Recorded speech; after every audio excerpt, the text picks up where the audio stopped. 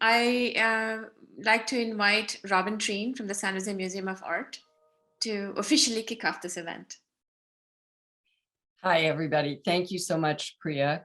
My name is Robin Treen, and I work for the San Jose Museum of Art. And thank you very much for joining us tonight. And welcome to another edition of Third Thursdays. And we are so pleased to be working with Mosaic again, especially in celebration of Women's History Month, which has now sort of become a tradition, hasn't it? Yes. One we hope will continue. Again, my name is Robin Treen. I'm from the San Jose Museum of Art. I'm the Special Projects Coordinator, and we are delighted to have, again, another iteration of Third Thursdays. Just a few little announcements from the museum. The museum has reopened, at least somewhat after the pandemic, after the last crazy 2 years. We are open now Friday, Saturday, and Sunday, 11 to 6. We hope that you will come down to the museum and actually visit us in person. We have 3 great exhibitions. You have 2 more weeks to see Break and Bleed, a show drawn from our permanent collection. And also in the downstairs gallery, we have a fabulous video installation called Factory of the Sun by German artist Hito Stierl. And it is an immersive video experience that deals with a lot of suddenly very contemporary prescient issues, such as surveillance, modern warfare, corporate control of things, media, banking, all those sorts of issues. So it's a very timely and interesting topic. And then in the upstairs gallery, we have what I think is one of the most fabulous exhibitions we've ever had. And it's called Our Whole Unruly Selves. And it actually relates really interestingly to tonight's topics, because it is a very different take. It's sort of pushing figurative art into very contemporary times and very contemporary territory. By taking a leaf out of the book of philosopher and poet Fred Moten, who admonished us all to resist the temptation to allow ourselves to be flattened into one identity. This exhibition really looks at the fact that we are, even though we live in one body, we are many, many things, and they are uncontainable and irrepressible, and not something that falls easily into one label or one identity. And so the show really looks at that idea of flattening yourself into one thing. And I think it's a really wonderful thing. We have a couple of wonderful commissions in conjunction with that, including one piece that worked with an artist to deal with accessibility for low vision people in a very creative way. And a series with San Jose Jazz as well, because jazz is so visceral. So it's a wonderful exhibition, and will be up, I think, through June. So I hope everybody will come down and see that. So let's see. I think that's the end of my announcements. Oh, except that I want to wish everybody happy St. Patrick's Day. And I hope you have on a little bit of green so the wee folk don't get after you.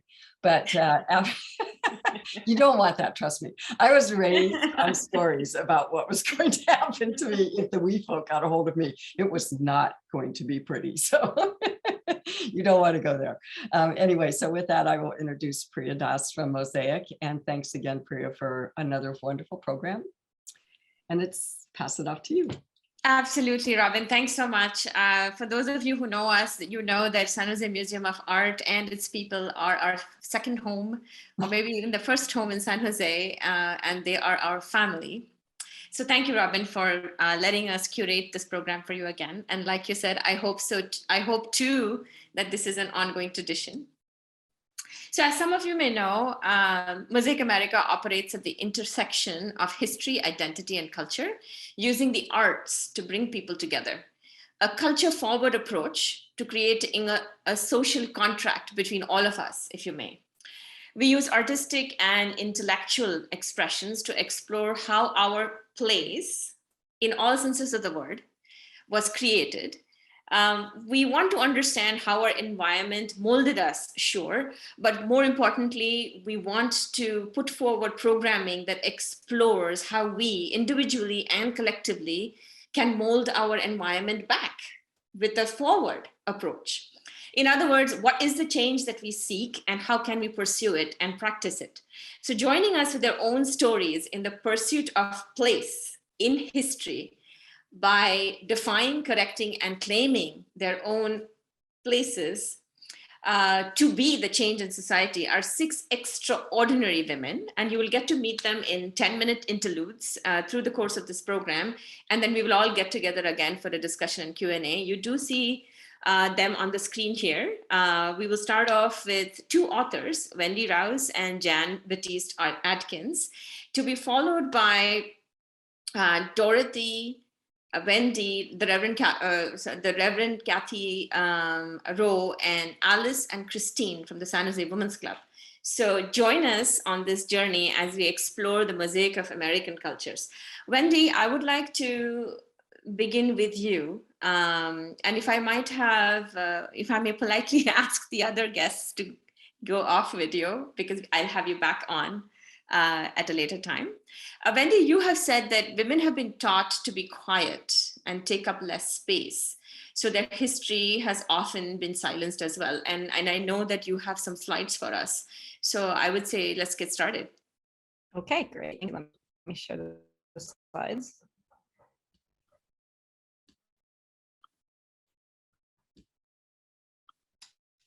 All right, thank you all. I'm excited to be here today. My name is Wendy Rouse, and I teach history at San Jose State University. And I'm super excited to be here, especially to celebrate Women's History Month. But also because my research focuses on women's history, I'm just excited to be able to share some of my research with you. Specifically, I studied the suffrage movement and the fight for the vote. So a few years back now, I wrote a book on the emergence of the women's self-defense movement, which you see on the left side of the screen here. And the book is titled Her Own Hero. So I was inspired to write this book because I had trained in martial arts my whole life growing up as a kid, and I was a self-defense instructor. I teach women's self-defense, and I was a historian too. And you would think this would have actually been the first book that I wrote, but it wasn't, because I actually thought that the history of women studying martial arts didn't go that far back in time, right? I thought it was more of a modern thing associated with the women's rights movement of the 60s and 70s. But when I was doing research for another project, I came across the image that is now the cover of the book of a woman in the early 20th century, and she's using a palm heel strike on an attacker on the street. And I was fascinated by this image, and I really, really wanted to know more. So I clipped the newspaper article, it was from 1904, and I started doing research on the topic. And what I found is that there have been a series of waves of the women's self-defense movement that correlate with the waves of the women's rights movement. And I found that in the early 20th century, when women were fighting for the right to vote, this is when we see the first wave of the women's self-defense movement. So women were fighting for the vote, but they're also fighting for the right to exist, right, in the public world and in the political world. So I found images like this one, and I found classes catered toward women to try to encourage them to learn to protect and defend themselves. And the reason for this is because as more and more women were working in the cities, they were increasingly experiencing backlash in the form of sexual harassment, assault, right, on the streets, in their workplaces, in their homes. And so women began to fight back by studying boxing and jujitsu for self-defense. Women also recognized, right, that there's almost this physical and political empowerment that kind of go together. They go hand in hand. And so what we see is that women are starting to realize that they needed to be able to defend themselves, because they had always been taught to look to men as the, quote, natural protector. And they had been taught that they should look to their husbands, their boyfriends, their brothers, their fathers to protect them.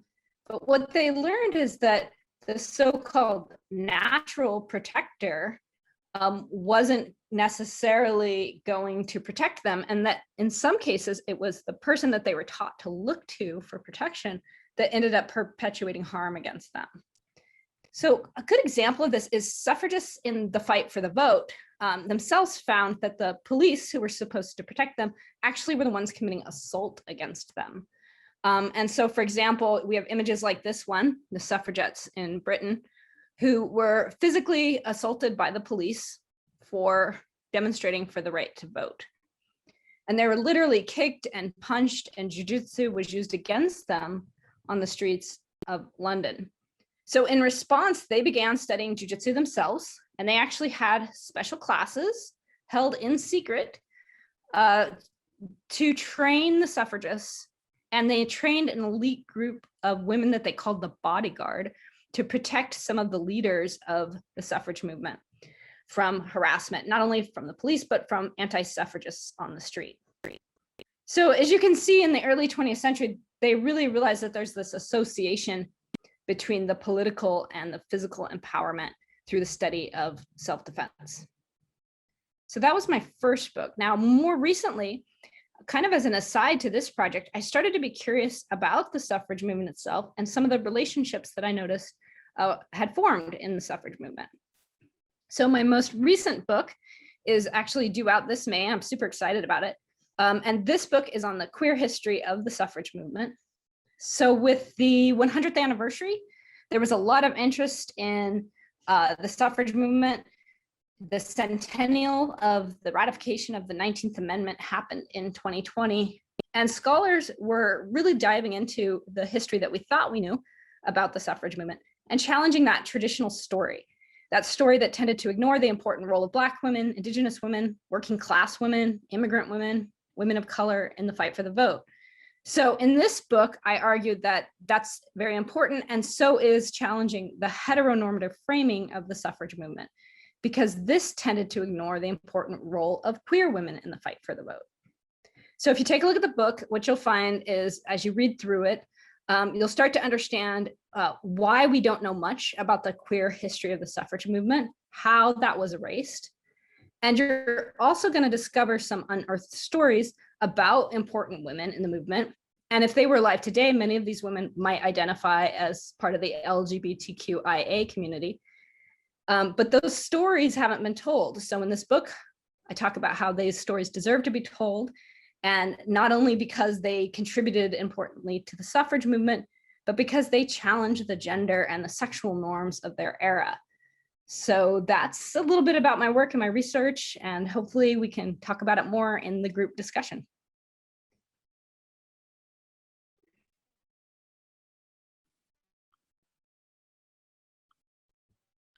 That was wonderful, Wendy. Thank you so much. And for those who aren't paying attention to chat, we have posted Wendy's entire bio in the chat, and we are welcoming of questions all through this event. I will kind of moderate your questions and ask them of the relevant people, or all of us, at various points through this program.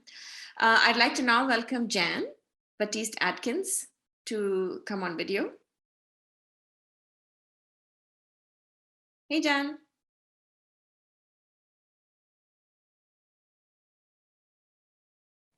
For some reason the video, oh, the host has stopped the video, so you have to open that for me. Sure. Hey, Gladys. Start my video.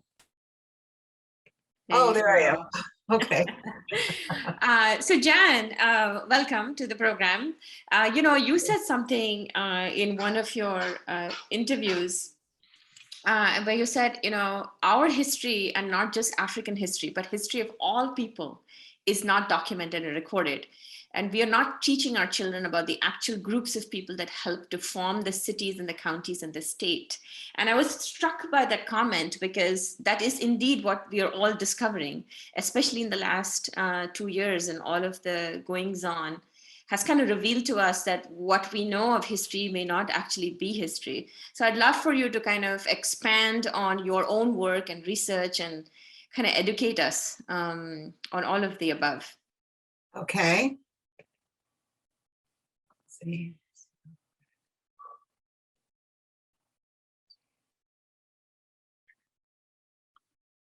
Okay, I am I'm sorry, but I'm trying to share my screen for my slides, and for some reason Oh, they're there.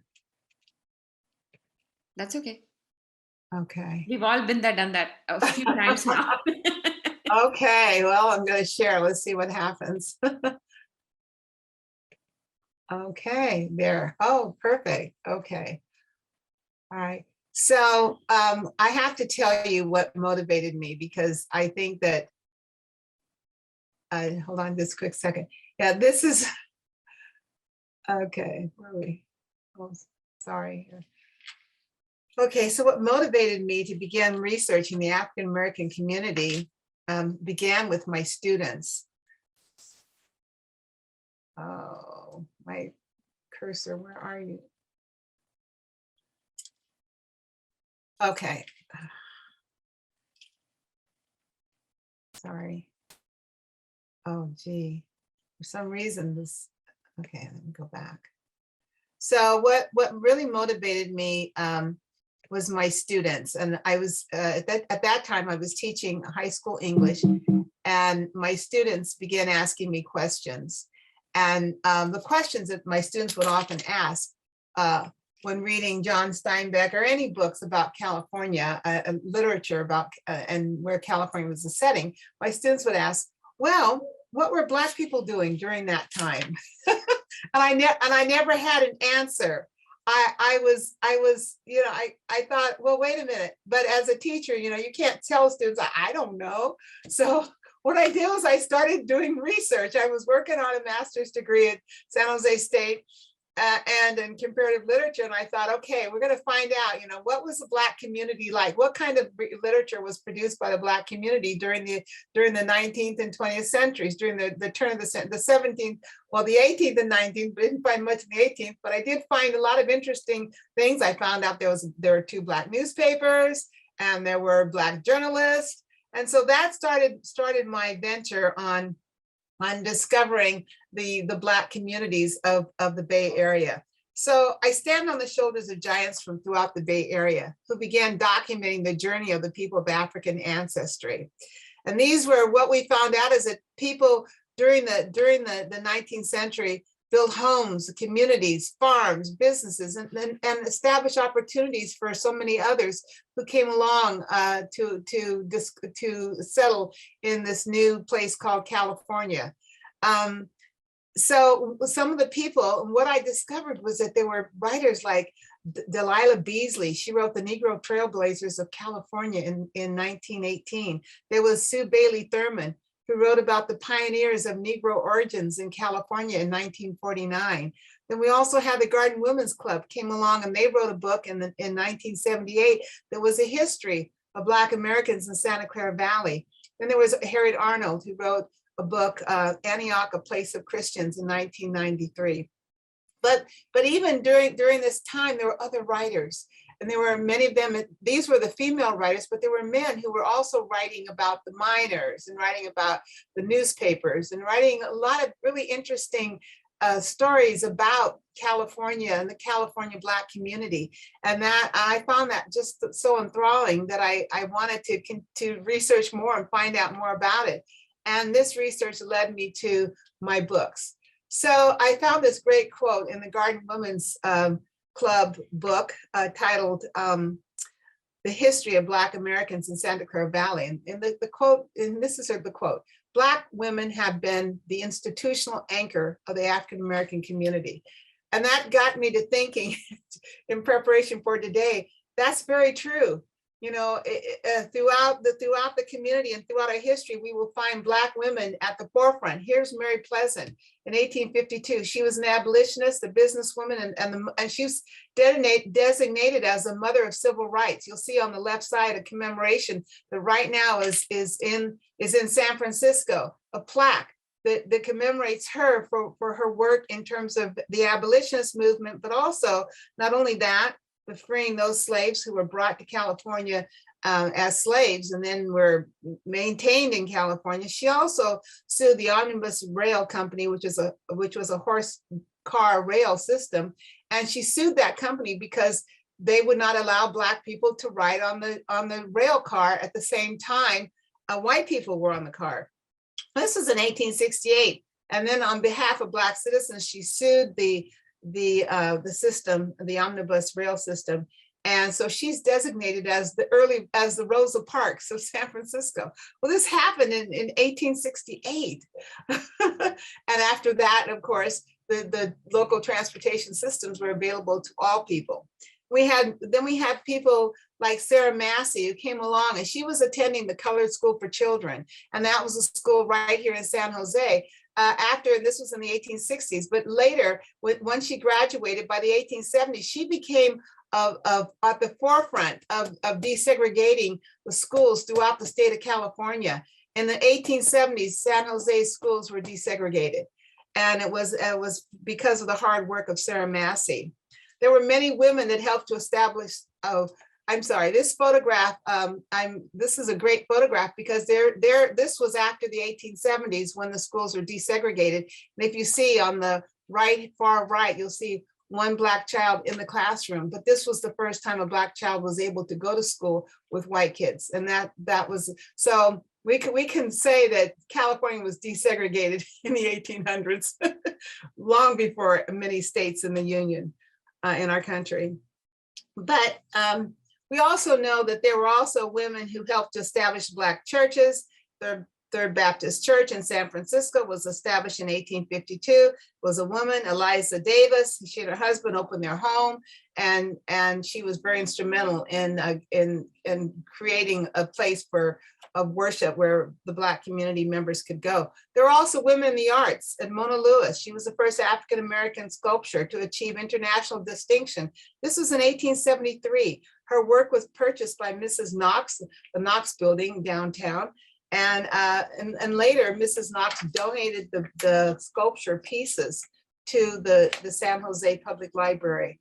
You will find at Mona Lewis's pieces, she has 3 pieces, Lincoln's bust, Awake and Asleep, are on exhibit at the library today on the 5th floor in the California room. We also had Emma Grant. She was the first recorded African-American actress on the American stage in 1876 when she performed Uncle Tom's Cabin in San Francisco. Ivy Anderson, who from Gilroy, who was born in 1903, and she became a local hero when after high school she joined the Duke Ellington Band and toured Europe. So she went to Gilroy High School, and when I had a chance to research about her family, many people in the historians of the Historical Society said, you've got to include Ivy Anderson because she came back year after year after year, and she performed at the community college down in Gilroy, also at her high school too. So she was a person who was highly respected, and I understand she had a beautiful voice. And there was, we also have women in politics. Iola Williams. We have Iola Williams, who was the first African-American woman elected to the local city council, to San Jose City Council. And in 1970, she served for 12 years, and she served 2 terms as vice mayor. Then we have women in justice. Judge LaDoris Cordell, she was a daughter of activists. She served as a judge at several courts from 1982 to 2000 in Santa Clara County. But in 1993, she served as a presiding judge of the Superior Appellate Department. In 2010, she became the independent police auditor. She also served as served on the Palo Alto City Council from 2004 to 2008. Then down in Monterey, it was Judge Marla Anderson. She served on the bench in Monterey County since 1995 and is still there today.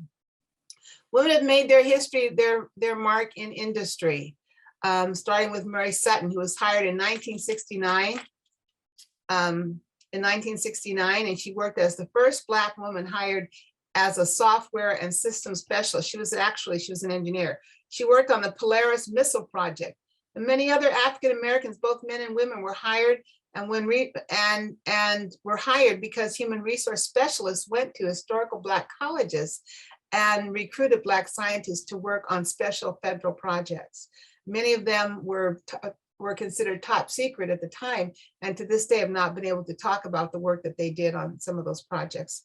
Local company personnel, human resources personnel often went out and recruited talented African-American talent. And many of these people were able to start working in the field of technology as early as the late 1960s and early 1970s. Women and African Americans were recruited from all over the country and relocated into San Jose, made San Jose their home. And many of these people are still here today. They raise their children here and are part of our community. Francine Wright, the picture that you see on the screen, she joined Fairchild Semiconductor as a scientist in 1974. I'm sorry, 1974. She then worked as an engineer and a scientist at IBM from 1978 to 1994. Today, she promotes the science, technology, and engineering and math programs known as STEM for girls. And she meets with youth groups to motivate youth and increase the awareness of STEM opportunities. She's truly a shero. She travels all over the country sharing her experience as an engineer and as a scientist. And she's constantly there mentoring and recruiting young girls. We have women in education. The first Black woman to graduate from California Normal College was in 1906, which is now known. The Normal College is now San Jose State University, but it was located right on the San Jose State University campus before San Jose State College. Lucy Turner Johnson, she graduated in 1906. She was a San Jose family, went to North San Jose High School, and then went to the Normal College. There are so many women who opened doors for themselves, such as who opened doors of opportunities for themselves as others. Inez Jackson came to San Jose in 1944 looking for opportunities. She was an experienced teacher from Oklahoma, could not find work.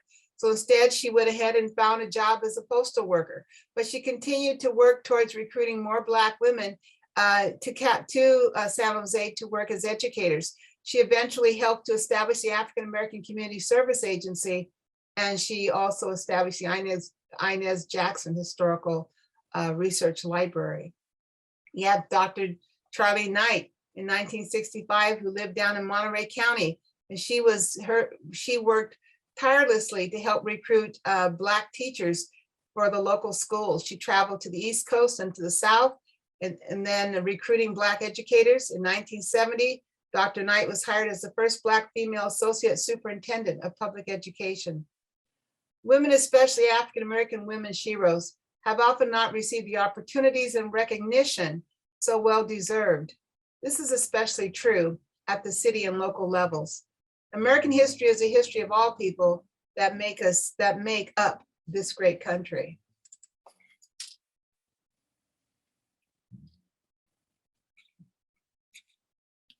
I'm going to stop sharing here. Wow, Jan, that was just this between Wendy and you, we truly feel the power of the women that we are now able to stand up fully tall because of the work that all of these women have done. And kudos to Wendy and you for, doing the research and then sharing all of it with us in such a gettable way. We have a question now for Wendy. Wendy, are you around? Yes. So the question is from the SJMA YouTube channel, and they are wondering, what are your thoughts on literary lesbians, Natalie Barney, etc.? I'm sorry, say that again. What are your thoughts on literary lesbians, Natalie Barney? I'm not sure that I know who Natalie Barney is. My research is on the suffrage movement, which is women's fight to vote at the turn of the century. So I'm not sure I know enough about Natalie Barney to be able to answer the question. Sure. So everybody, so now that we know fully well how much we owe the women who came before us, like what Robin was alluding to at the beginning of of the event, there comes a time when everybody's life where, that voice within you cannot be silenced. That voice within you will find a way out of you and reach out to the community. And so the next segment of our event is about those voices that will not be silenced, about one woman armies who are actually being the change and being the harbinger of change and actually effecting change. And but first, to talk about how the her upbringing and how it has informed her artistic process and who she is today and her expression, both artistically and personally, is Dorothy Atkins. Hey, Dorothy, could you come on video, please?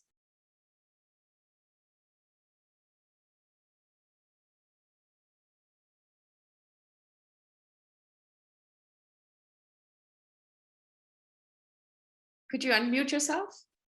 There you are.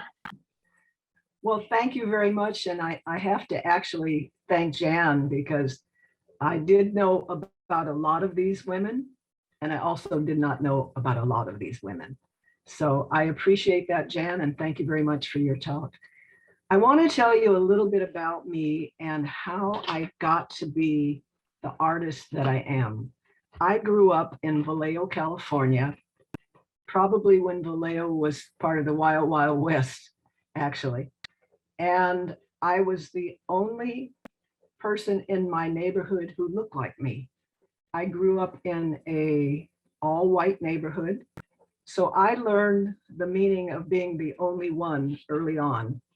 But my story is, and has always been, that no matter your color, your race, your cultural background, there's also potential and possibility in all of us.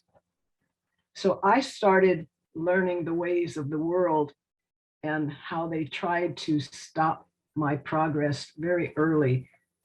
But I had a family that was so strong, such a loving family that gave me the courage to always know that I belonged. So I guess it's been a lifelong challenge of trying to tell my story, not the story that some would like for you to know about people of color, not that story that you would hear that was negative, because I knew all along that there was more to us than being just enslaved.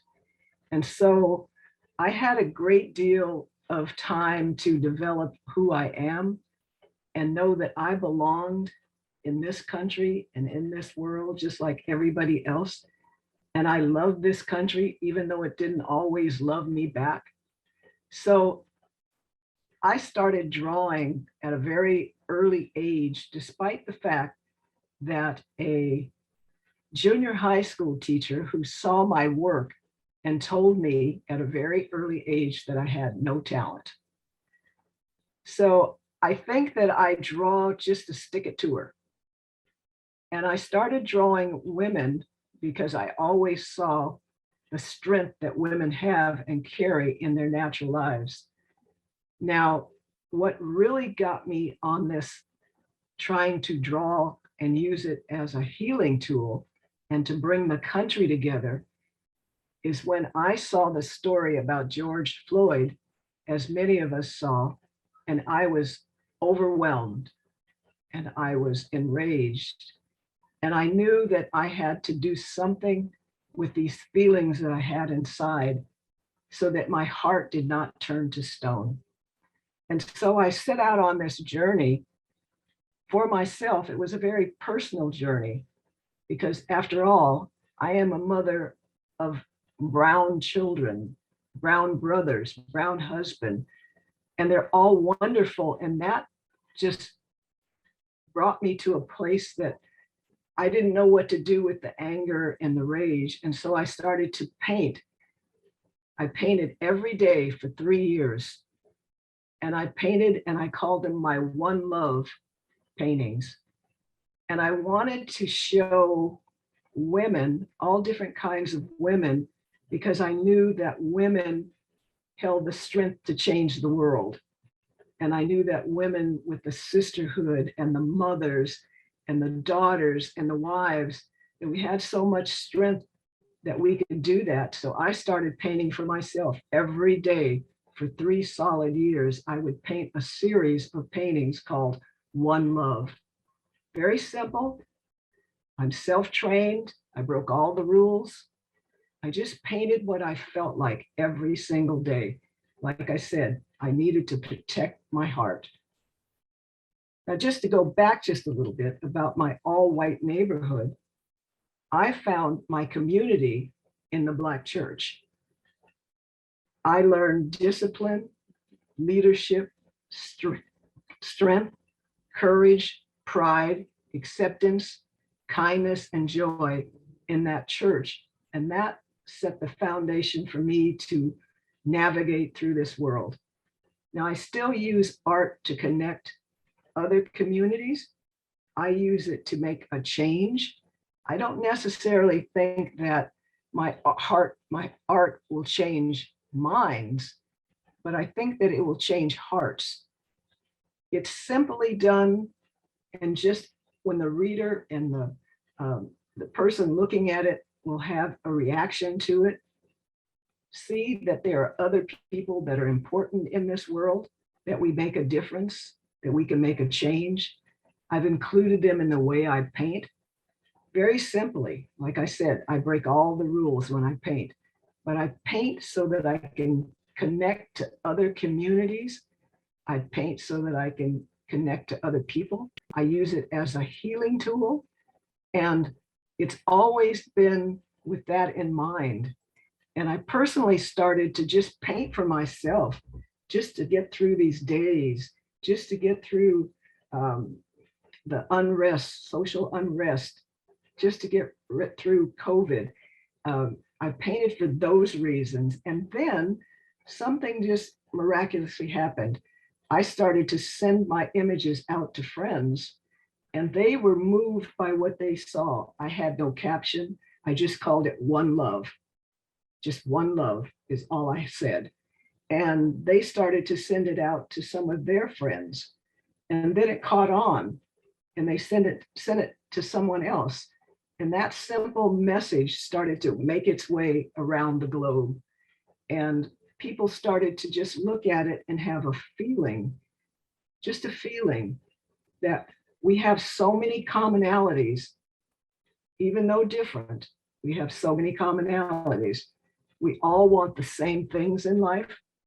We want safety, love, education, security, safety for our families. We want all of those things. We might ask for it in a different way or explain it in a different way. But the art that I do is to show the commonalities that we all possess within us.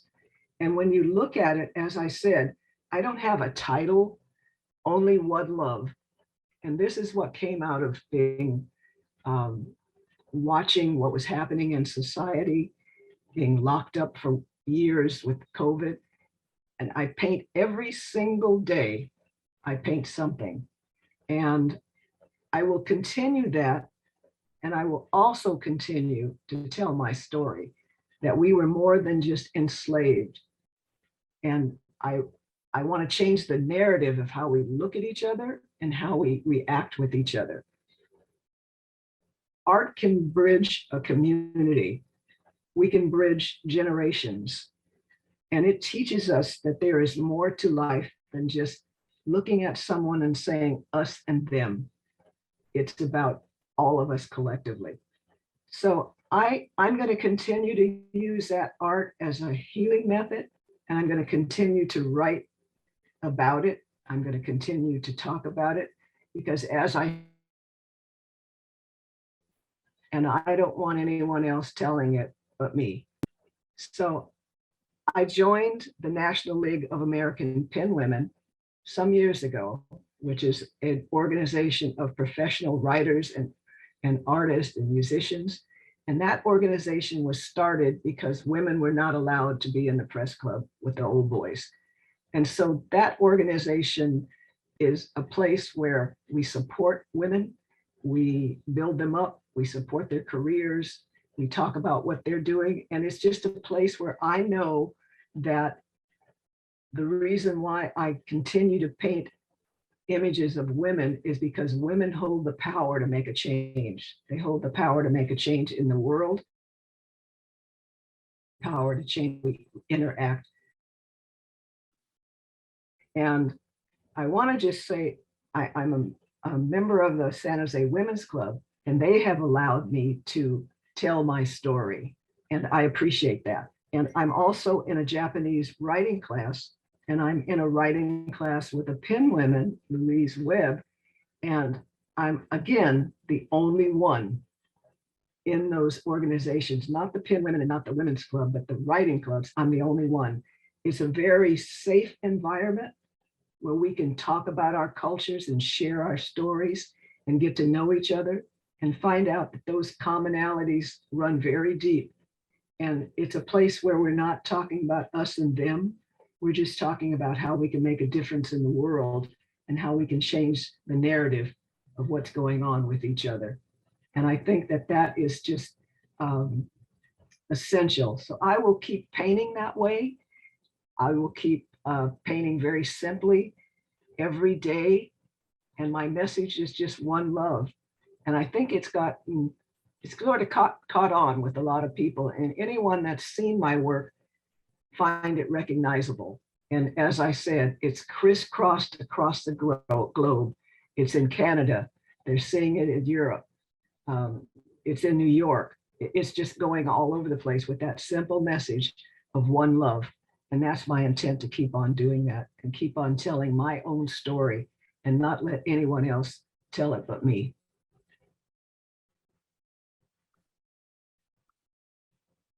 Dorothy, thank you so much for doing what you do and just saying what you did exactly how you said it, right? Because I think, especially as women, we're afflicted with, second guessing ourselves, partly because of the environment we've grown in, partly because of our DNA, I think.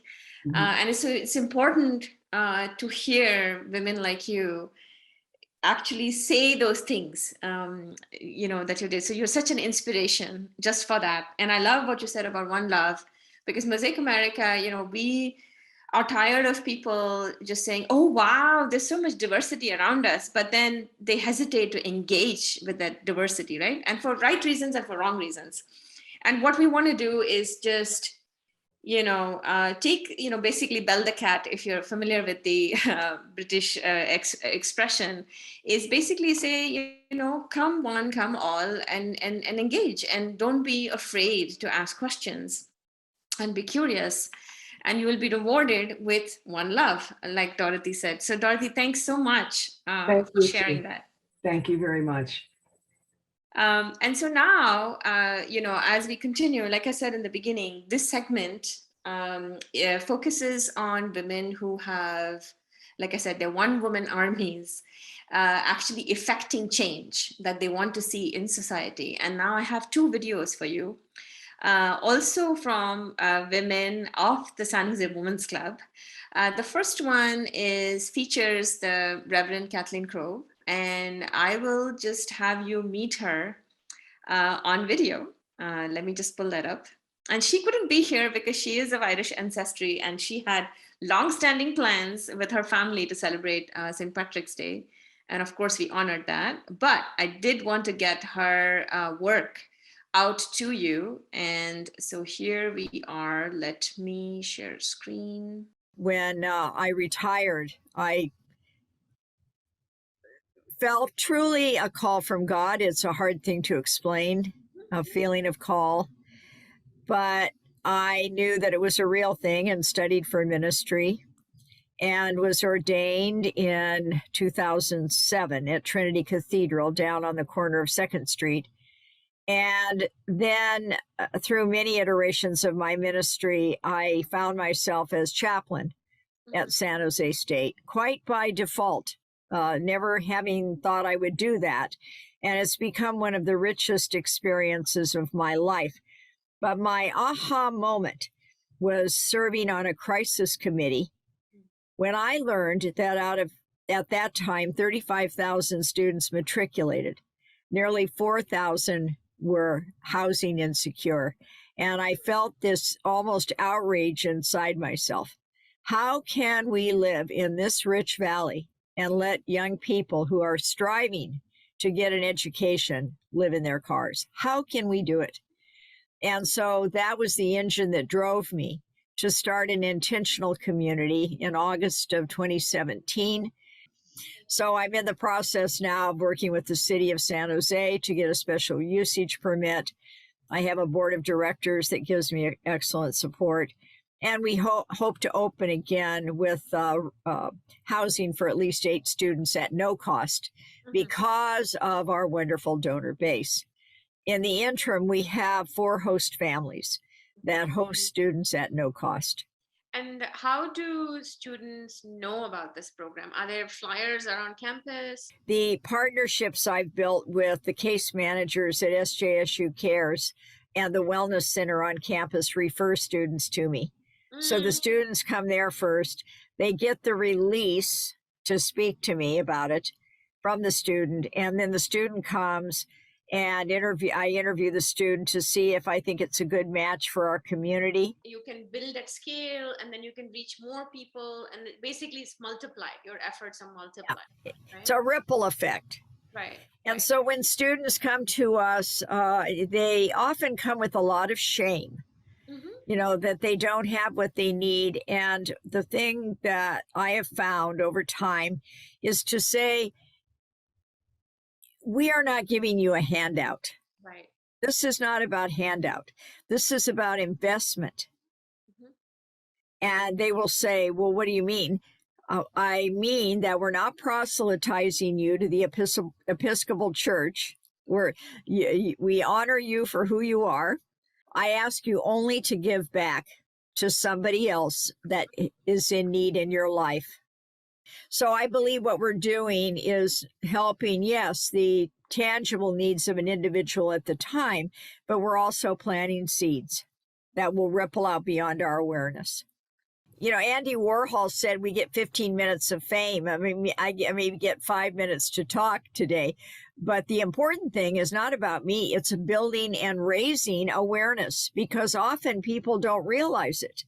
And when I first started talking about student housing insecurity, people were shocked. That can't be true. There aren't students living in their cars.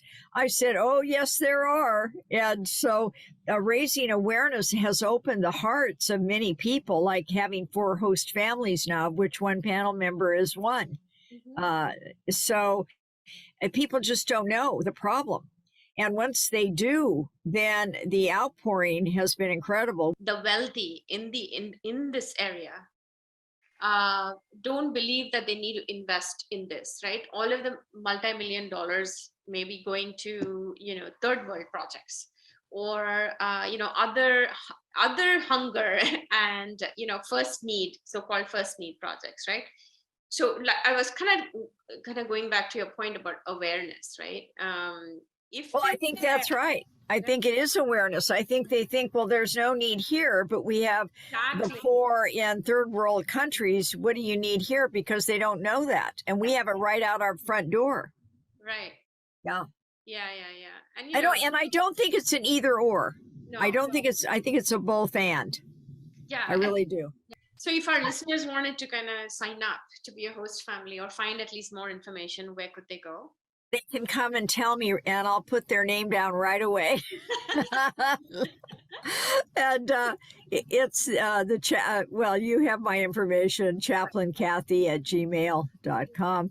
And it's the Canterbury Foundation. We are a nonprofit under the aegis of our diocese, but we're our own nonprofit with the federal government. What I like about our conversation is, A, you're doing something about it. And trying really hard. Yeah. We can easily be a part of it, right? Anybody listening, all of us, right? We just have to make mind space and heart space and space in our homes, as the case may be. But whatever, it's easy to kind of sign up and actually be part of the change that we want to be in society. I love it.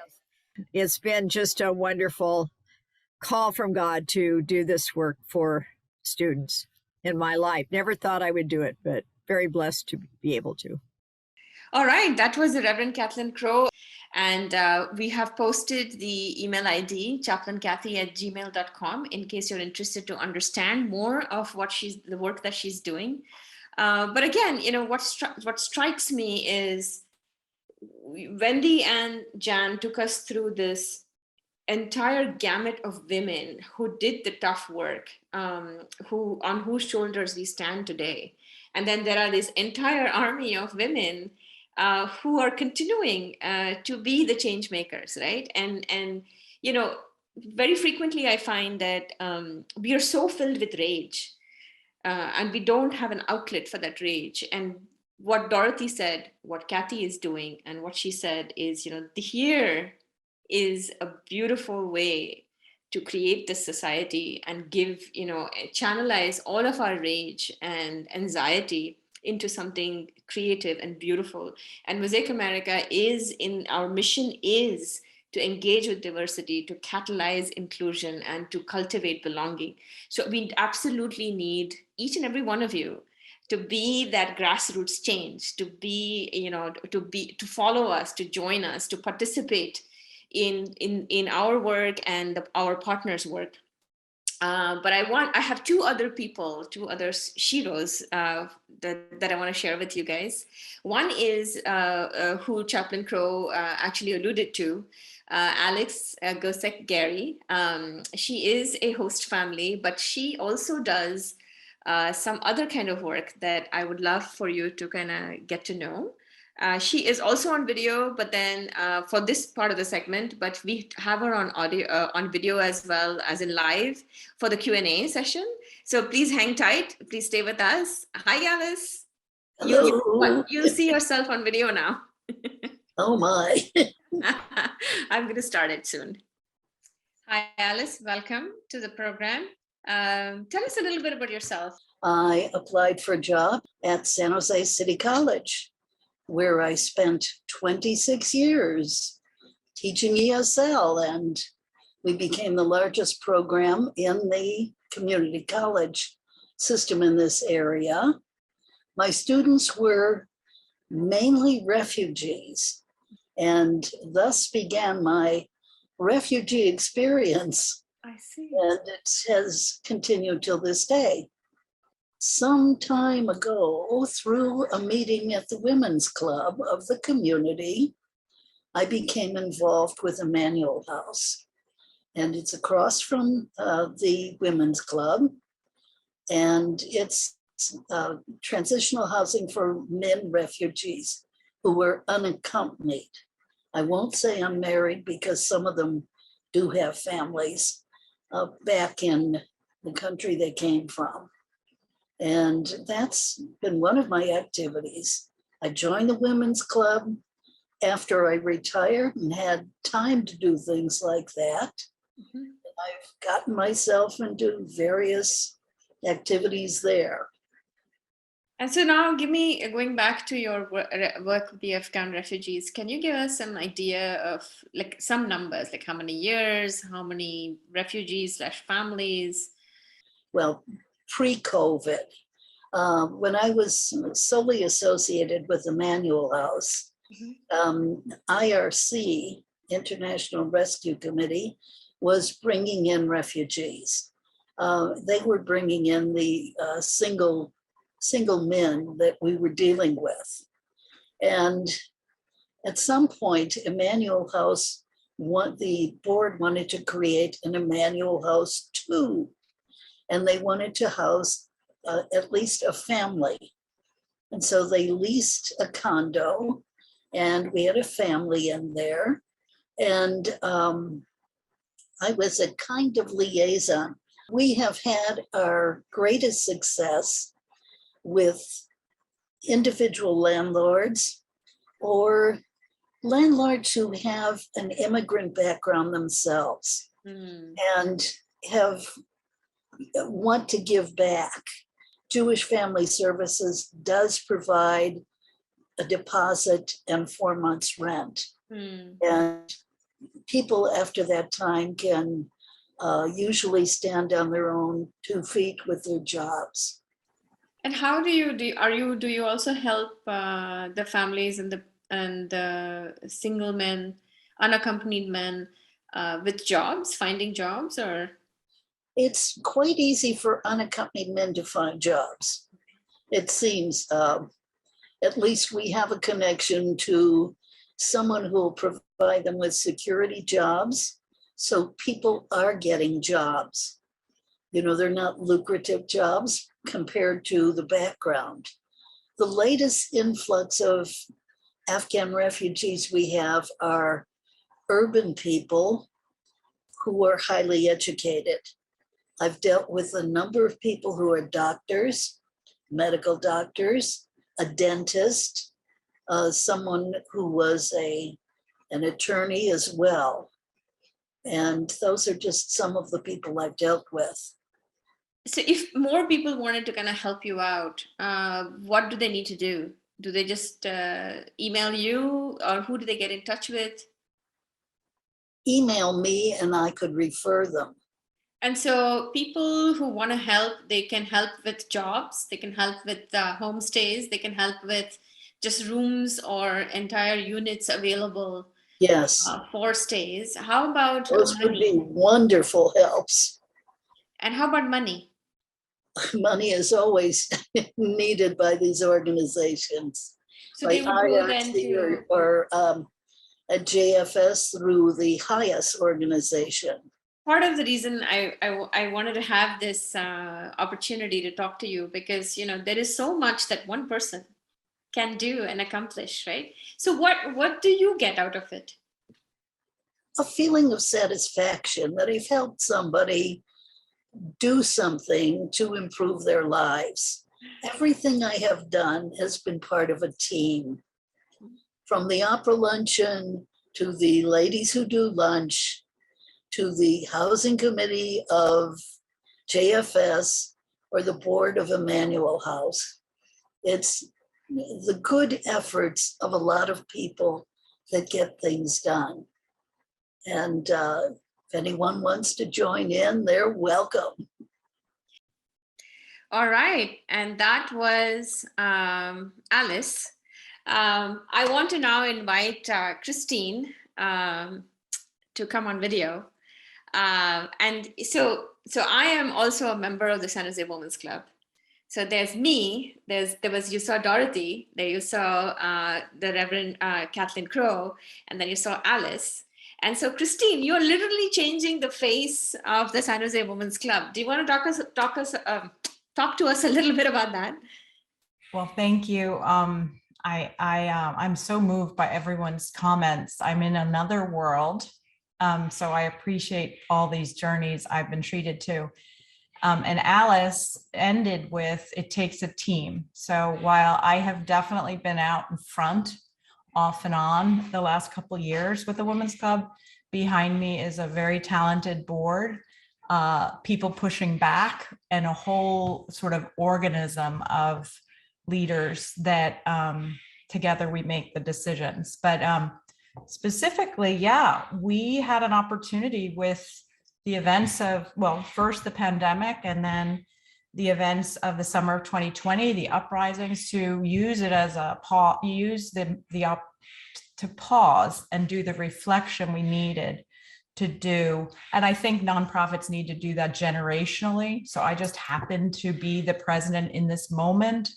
And I saw that when we paused revenue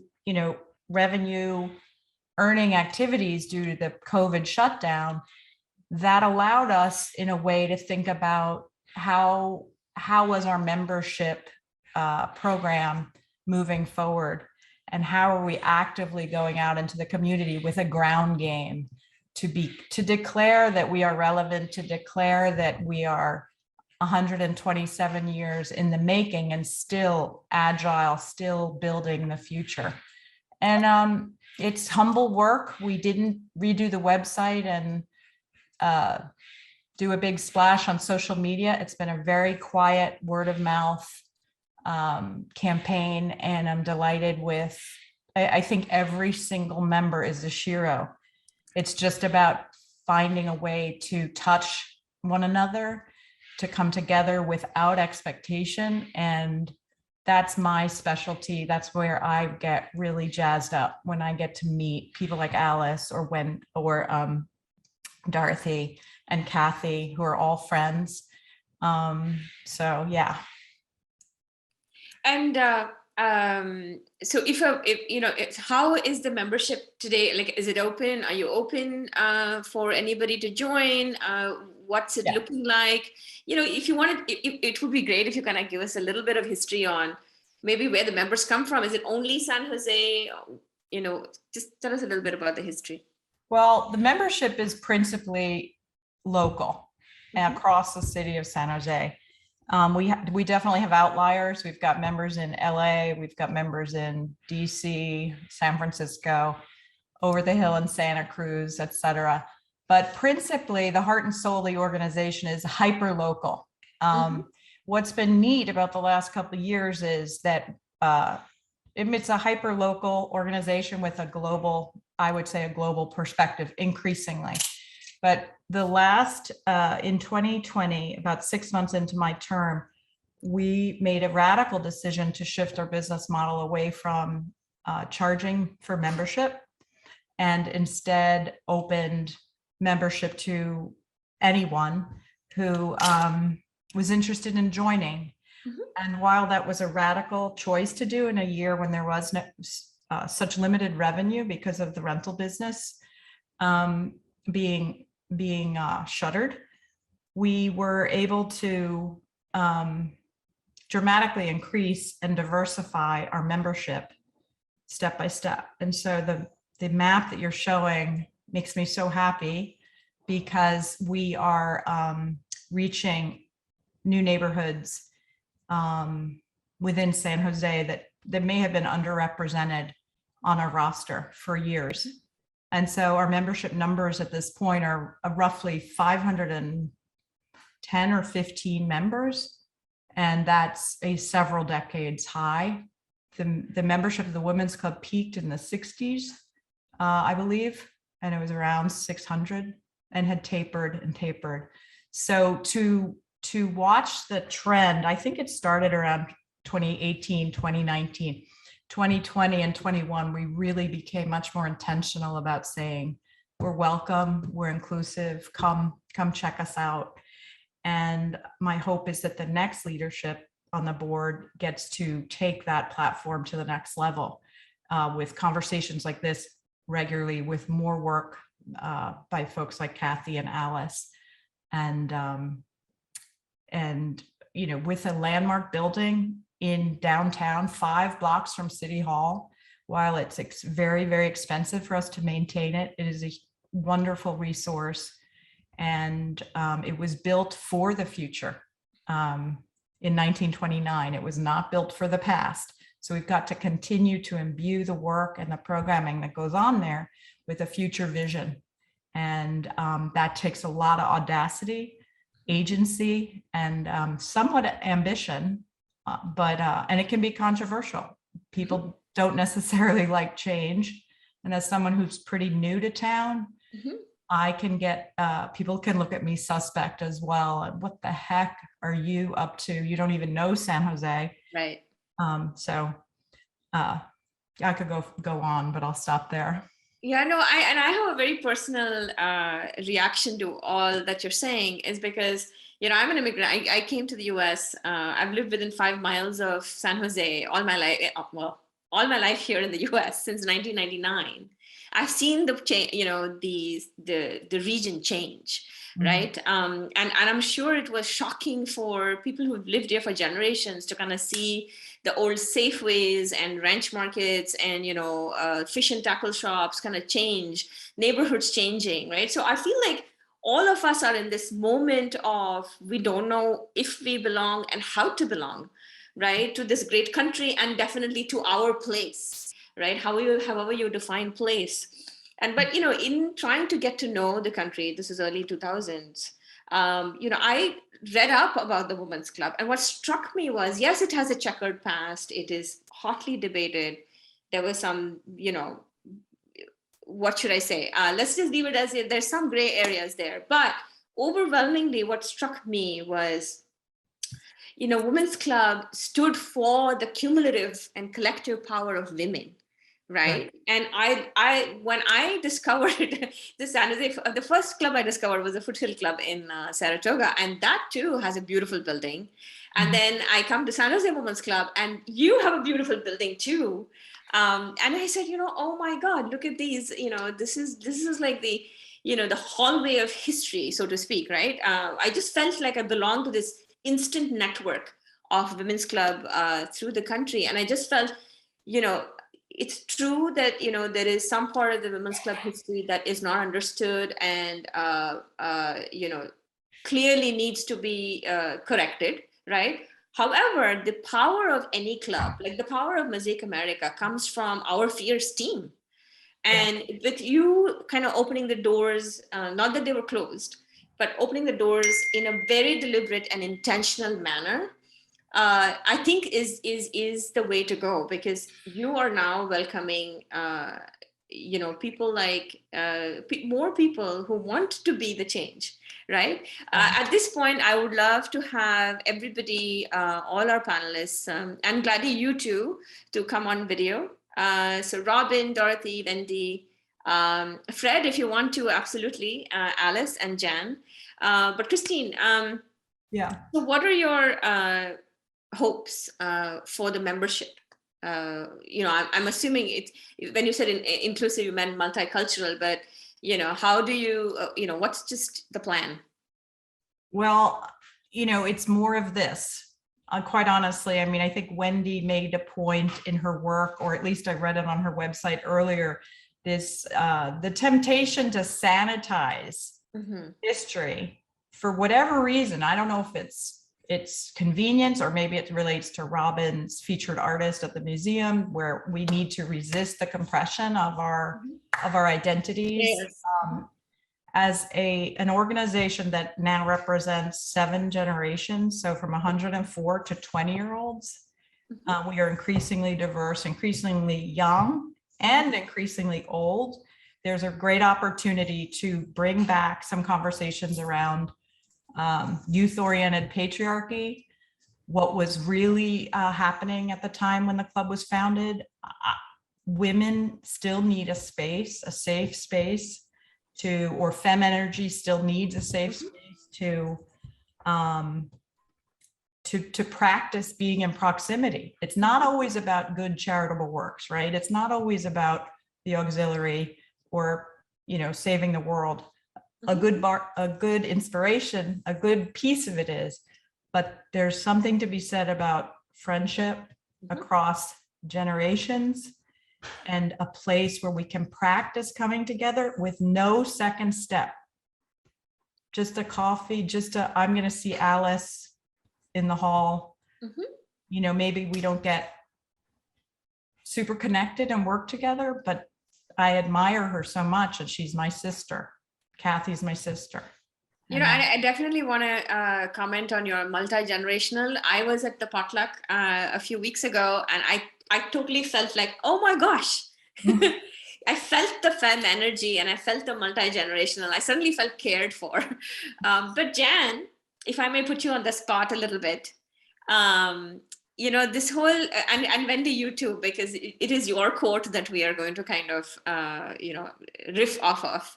This whole sanitization angle of women's histories, women's perspective, women's stories. Jan, what did you find in your research? I mean, and I know you kind of also alluded to the same thing. Yes. Well, what I found is a lack of information. It's like, just sit quiet. And one of the things that I found was quite interesting, I mentioned one woman with regards to building churches. And so I actually went and I looked at some of the original documents that I had on the individual churches, those signers, they were all men. So that's really interesting. Now I want to go back and look at some other churches. So I did get a chance to look at 2 churches. The one in San Jose that was started in the 1850s, and the one in San Francisco started in the 1850s.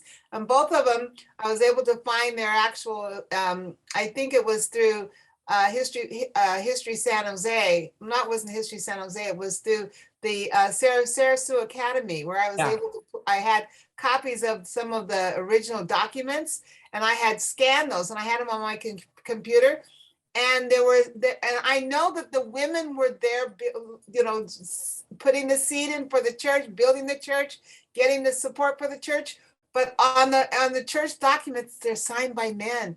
I thought, wait a minute, what the heck happened here? So yeah, and then the schools. Now we know that there were Black schools started. San Francisco, San Jose had 2. We're talking 1850s. And there's not a mention. Now, Sarah Massey was mentioned in terms of her work to desegregate, but the stories that I've read talk about women, but in terms of the actual documentation, no, it's the men. So you know what? Once again, women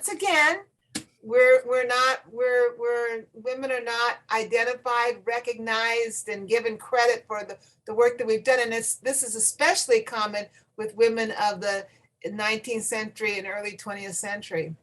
Mhm. I mean, I was just shocked. In Antioch Baptist Church, I had documents of the 2 people that helped, who were 2 of a group of people. I'm saying, where were the women? So I haven't been able to just completely research for all of the churches, but you don't see the women on the actual documents. And so that tells me that the women, as usual, were in the background, but we know it was the women that really spearheaded the formation of those churches.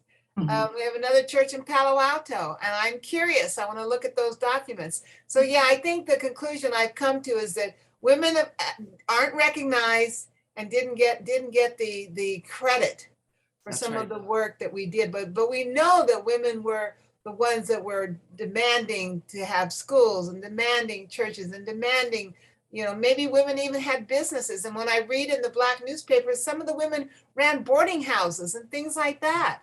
But once again, the credit isn't given. So, I mean, it's nothing new. It's the same old story. We need to make sure that women receive the credit for our contributions and that we continue to contribute. We continue to contribute, and we don't have to hide behind the husband or the man. We need to stand up and speak up for what we believe. Yeah, we don't have to wait for permission.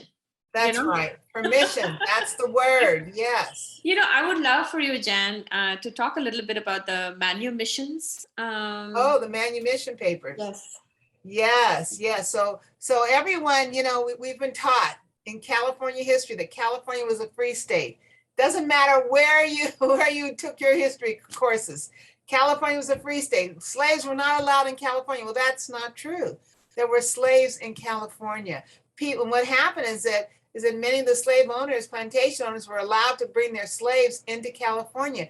But I read another document about, it was a newspaper document about San Jose, and it wasn't just Black people who were bought.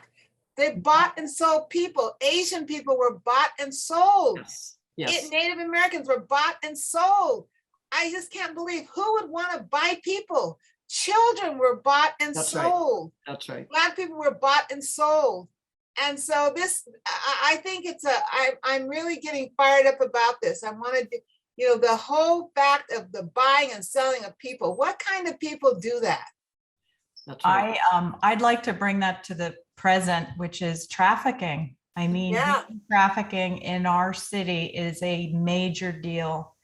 And so I love the historical perspective, and we have got to show up for today too with it, Yeah. because it's a big issue. I'd love to learn. I'm going to make a request through Mosaic, come to the Women's Club and let's do a trafficking conversation. I'm sure the talent is amazing out there. It's so true. I have often gotten myself into trouble by saying that slavery didn't end, it evolved. Sad. It's so sad. You're absolutely right. Yeah. And, Evolved. Sarah Massey's husband, Jacob Overton, actually came to California as a child slave. He was a slave. He was a Yeah. slave. He was 9 years old. The Overtons. and of Dr. course Overton. Of course, Dr. Overton died, and they freed him. But he and Sarah lived with Sarah Knox Goodrich all their lives. All of them Yeah. lived in that house together. Oh. So, which is another really interesting thing. Yeah. Yeah, there's an interesting paper by Jean Libby about the families. Mhm. You And know, it's the yeah, history of us is complicated. Mhm. It's complicated, and trying to sanitize it or clean it up or ignore it or bury it has only gotten us in trouble. Some very famous person, I can't think who it was, once said that every archive writes the future. Right. And I think that there's a lot of truth to that, but I also think people for the first time are willing to hear those honest, authentic, truthful histories. People are sick of hearing the clean version. They hear the real version, and it is complicated.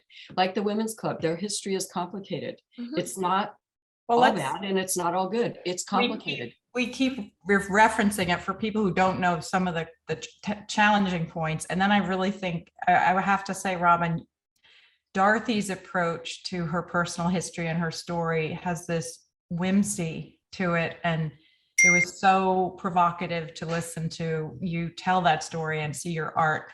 I definitely want you to, I hope you'll jump in, but I do want to say, because we've referenced it several times, the Women's Club is controversial for several reasons, but I'm going to name three.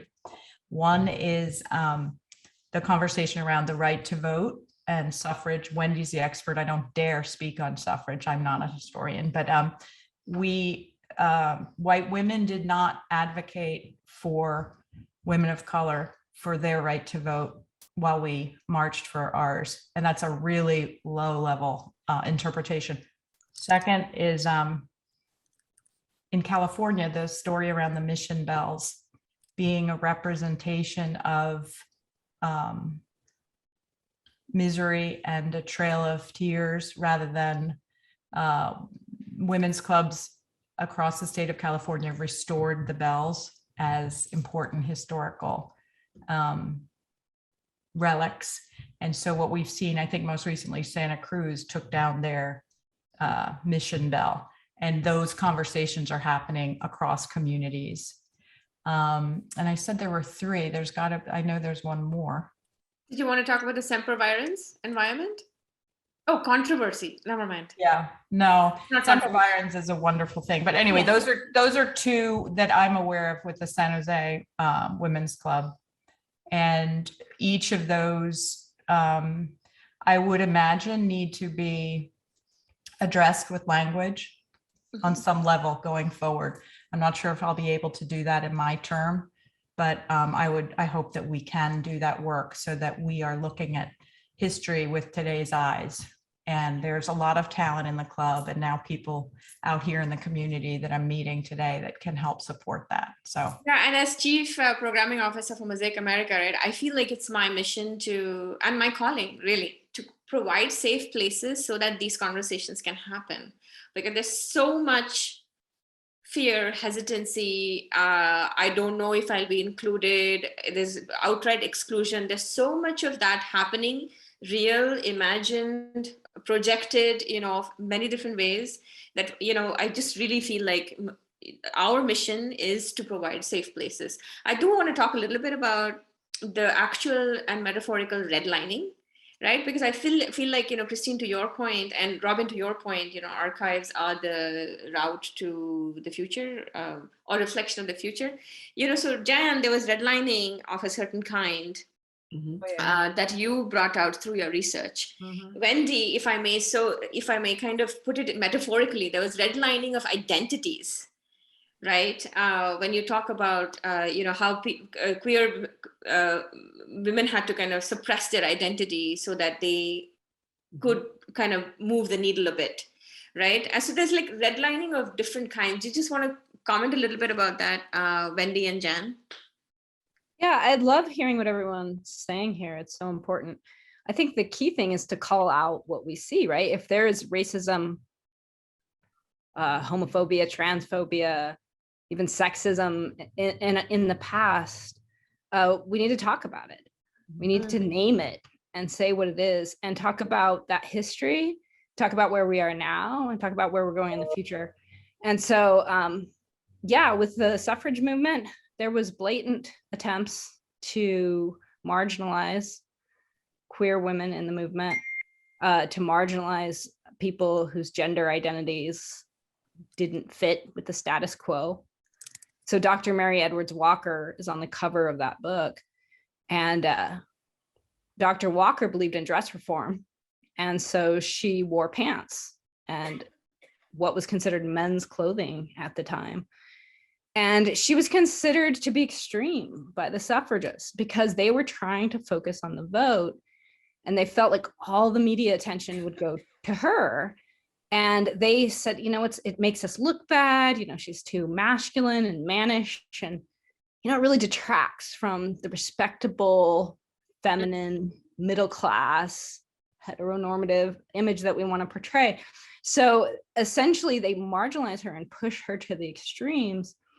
And what that does then is marginalize queer women in the movement in general. And then women who, if they were alive today, might identify as lesbian also existed in the movement. And sometimes it was they themselves who are hiding their own relationships because of their own internalized homophobia or fear that they would be treated differently in the movement. So sometimes they literally burned their letters later on in their lives. So, you know, we need to talk about this. We need to talk about the complex reasons for this homophobia and this transphobia.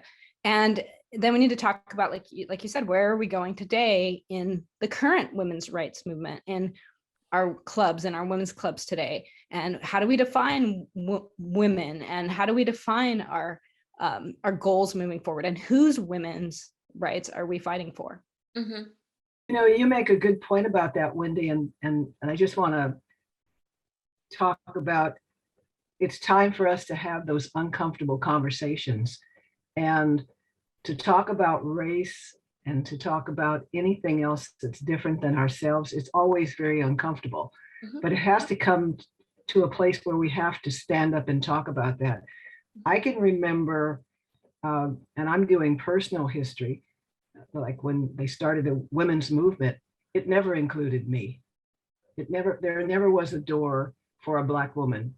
So white women have had that, not all, but when they were starting about their rights, they were not including anybody that looked like me ever.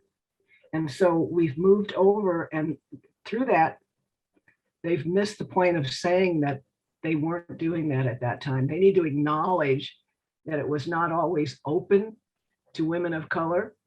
And I think once they say that, once we talk about it and acknowledge it, we can move forward as a group of women because we're fighting for the same thing, the same rights. But we have to acknowledge that we were not all, the door wasn't always open. And I don't want to languish in the past, but it is something that you have to acknowledge before you can go forward in the future. I agree with you, Dorothy, and I will tell you it's been the most challenging piece of work of my life as a white woman, privileged, running the women's club, being a volunteer president, and doing that change, like trying to stand in it so that it gets easier for the next.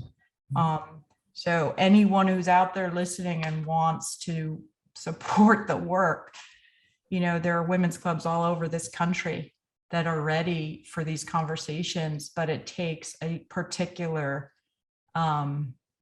ability to stand in two worlds and language it. And it can be gruesome off and on, some of the projections that come through, but that's just the stage we're at. And if we don't do the work, those women's clubs won't become re-relevanced, if you will, right? So I see it as an opportunity to re-relevance the movement.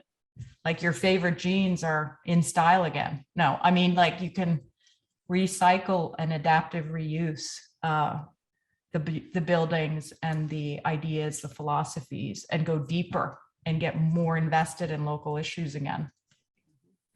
Speaking of the local issues, Alice, when you and I started talking the other day, you had just gotten off a call wherein you got rejected again. Yes.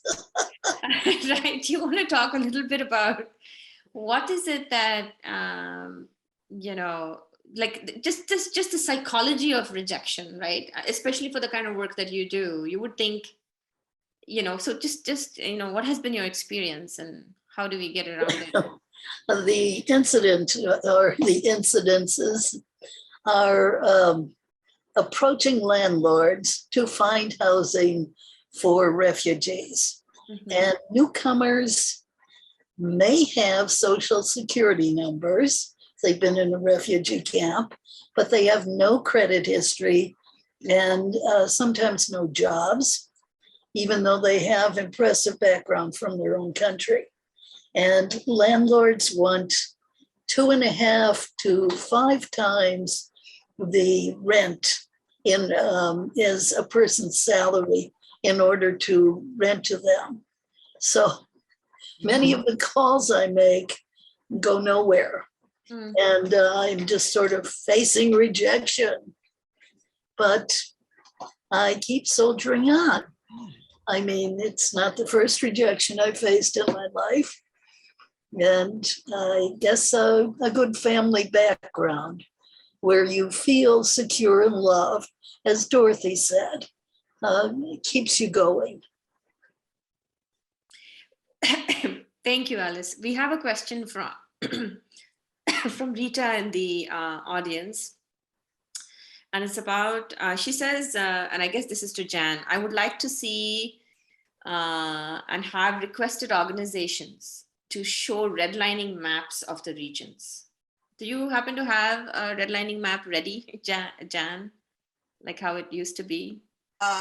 No, I cannot. I don't have a redlining map, but those are available in financial institutions who redlined.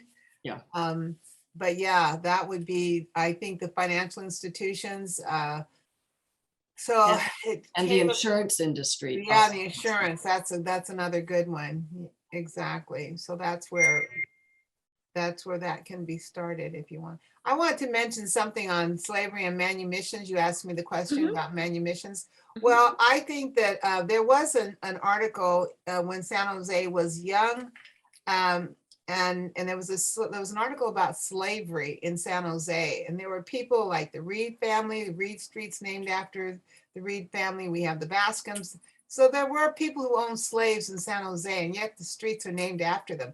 I mean, is the Women's Club interested in trying to rename some of those streets that were named after slave owners? Let's talk about it. You Yeah. know, I am one person, one member of the Women's Club, that's all. And I will delight in saying that that is exactly the type of inquiry I love, and bring it to the Women's Club and see who shows up. Alice is on the line, Dorothy's on the line. And, you know, I but mean, I can't, I see a lot of differences between our Women's Club members. So I don't, you know, I couldn't tell you what would be successful there. I but think we maybe need to give it a try. engage other organizations as well. exactly. It simply isn't one organization, but a phalanx of them that would move that We issue. have a lot of space and would be very happy to host a meeting with community leaders and to see where the conversation goes. Jan, if you want to convene something like that. Okay. I have one more question or comment from the audience, and this kind of like an open, question to all.